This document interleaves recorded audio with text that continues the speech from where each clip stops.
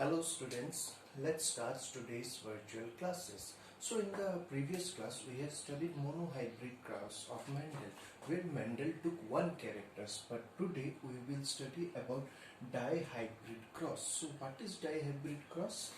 Di means two. So here Mendel take two characters for his cross. Got it? So let's take an example. This is tall and violet. So here Mendel took a tall plant having violet color flower and it is being represented by capital T, capital T, capital V, capital V, capital V, and it is in homozygous condition, capital T, capital T, capital T, V, capital V. So it is called pure, tall and violet. So this tall is the height of the plant and violet is the color of the flower. So this is two different characters. So that is why it is called as dihybrid cross. And contrast to that, the other character is small t, small t, small v, small v, and it is pure dwarf plant with white color flower, and it is also homozygous condition. That's why I have write it P for pure. Got it? So this is parents. Let's take this is the male and this is the female. Means this will produce pollen grain and this pollen grain will fall into the stigma. Before that, gamete need to be formed. And as I told you, in gamete formation, meiosis take place. So the chromosome number will get half. Here it is 4. There 4. 1, 2, 3, 4.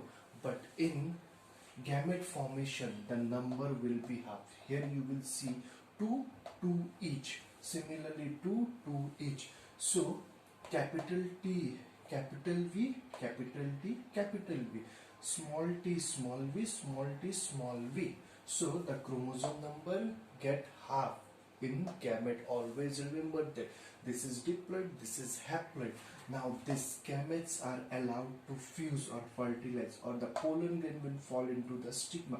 So what I will get in the first generation, it will be capital T, small t, capital V, small v. You have to fill up these three. I have filled up one. Capital T, small t, capital V, small v.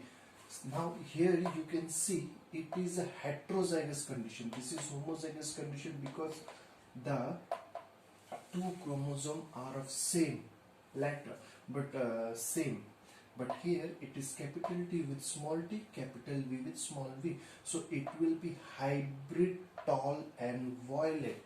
The plant will be tall and the flower will be violet, but it is hybrid because of the heterozygous condition. Now this is F1 generation. I will get 4 seed here, and when I plant this all 4 seed, I will get hybrid tall plant with violet color flower. So when I planted this flower, I have taken 2 plants. One will be the male and one will be the male and one will be the female.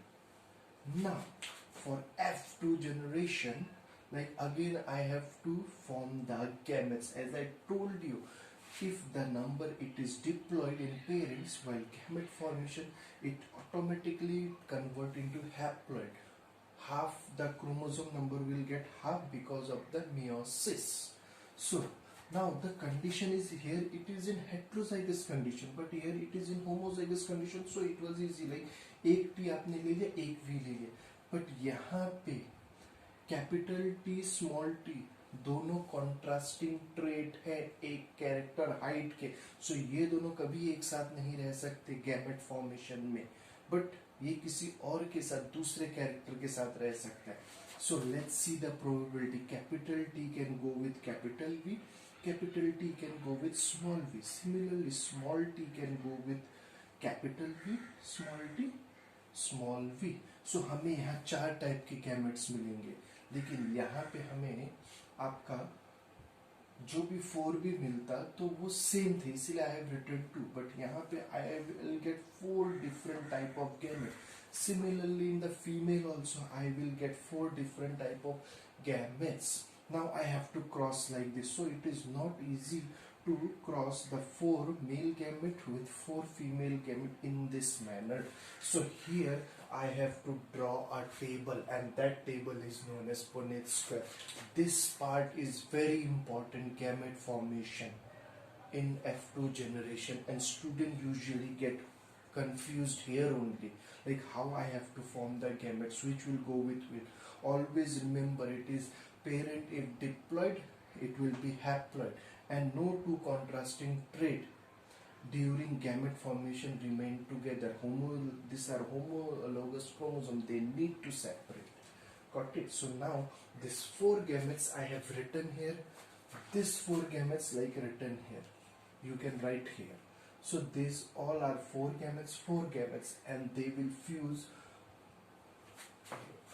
in this table. We will show how they will fuse. So we have to make 16 blocks. So let's see. Capital T, capital V, capital T, capital V. So when it will fuse, I will get here capital T, and along with that capital V. So in lower you can write it in small letter. The plant will be tall and violet. In the next one, capital T, capital V, small v. Here capital T. So the plant will be tall. Capital V, small v. What will be the color of the flower?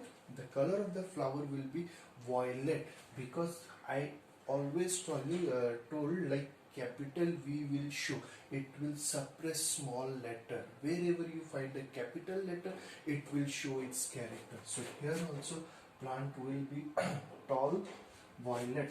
Now let's do another one. You have to fill up this one. Capital T with this. Capital T, small t, and always remember capital letter should be written first, then small letter. Capital T, small t, capital V, small t. So capital T will suppress small t, capital V will suppress small v. So here also plant will be tall and violet. Now let's see this one. This. Here capital T, small t, small t, small t, small t. So there is no capital letter, so no one is to suppress. So the plant will be dwarf. Important. The plant will be dwarf, but capital V with small v. This is small v, this capital V. So capital V will dominate small v. So plant will be dwarf with violet color flower. Similarly, now the last one, small t, small v, small v. So plant will be dwarf with white color flower. So you have to fill all this, and finally in the F2 generation, when I look for the phenotypic ratio, there are 16 blocks. So I will get 9:3:3:1. When you total it, it is 16. So 9, I will get tall plant with violet color flower. 3, I will get tall plant with white color flower. 3 seeds, I will get dwarf plant with violet color flower, and 1 seed I will get dwarf plant with white color flower. Hope you have understand, and if you have any doubt, you can WhatsApp me. Thank you, students.